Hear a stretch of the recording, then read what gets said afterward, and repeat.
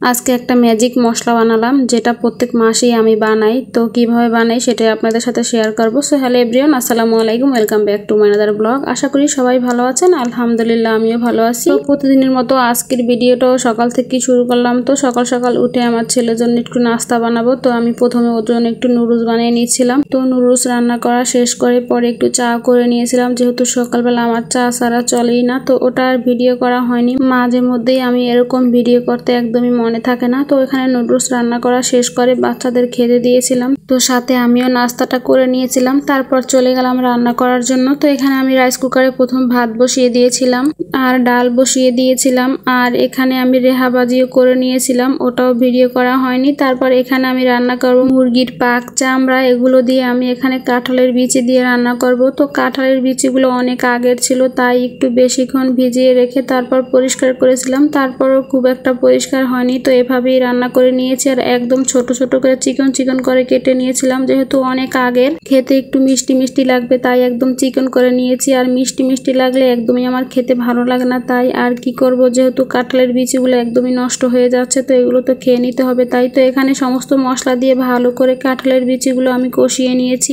আর সাথে মুরগির পাক চামড়াগুলোকে সুন্দর করে কষিয়ে নিয়েছি। তারপর এখানে আমি পরিমাণ মতো পানি দিয়ে দিয়েছি, দিয়ে কিছুক্ষণ আমি রান্না করে নেব। বেশ কিছুক্ষণ রান্না করতে হয়েছে, কারণ কাঁঠালের বিচিগুলো যেহেতু অনেক দিনের আগের ছিল, তাই একদম সেদ্ধ হতে অনেক সময় লেগে গেছিল। আর আমিও খুব সময় নিয়ে আস্তে আস্তে করে সেদ্ধ করে নিয়েছি, যেহেতু একটু অনেক দিনকের আগের, ভালো করে সেদ্ধ না করলে আর ভিতরে ঝালটাও ঢুকবে না, তাই ভালো করে সেদ্ধ করে নিয়েছি। তো এখন যখন ঝোলটা এরকম কমে গেছে, একটু ভাজা জিরার গুঁড়ো দিয়ে ভালো করে নেড়ে চেড়ে মিশিয়ে নিচ্ছি। তো জিরাটা ভালো করে মেশানো হয়ে গেলে আমি চুলাটা অফ করে নামিয়ে দেবো। আমার কাঁঠালের বিচি দিয়ে মুরগি রান্না করাটাও শেষ হয়ে গেছে। তো দুপুরে আজকে এই ছিল রান্না বান্নার আয়োজন, কাঁঠালের বিচি দিয়ে মুরগির পাক চামড়া, আর ছিল রেহা ভাজি, আর ডাল তো থাকবেই। আমার ছেলেরা একদমই ডাল ছাড়া ভাত খেতে পারে না, ডাল আমার একদম প্রতিদিন রান্না করতে হয়, আর আমার একদমই ডাল পছন্দ না। তো খাওয়া দাওয়া শেষ করলাম আর এদিকে দেখলাম অনেক রোদ উঠছে, তাই অনেক জামা কাপড় ছিল ঘরে ভিজা, তো সবগুলো ছাদে নিয়ে দিয়ে আসলাম। কিন্তু কিছুক্ষণের ভিতরে আবার বৃষ্টি শুরু হয়ে গেছিল। কিন্তু যেরকম রৌদ্র উঠেছিল ভাবছিলাম যে আজকে হয়তো আর বৃষ্টি হবে না, কিন্তু রৌদ্রটা আধা ঘন্টাও ছিল না, এর ভিতরেই বৃষ্টি শুরু হলো। তারপর বিকেলবেলা একটু মশলা বানাবো করে সবকিছু নিয়ে নিলাম। মশলাগুলো এখানে ছিল গোলমরিচ, এলাচ, দারচিনি, লবঙ্গ,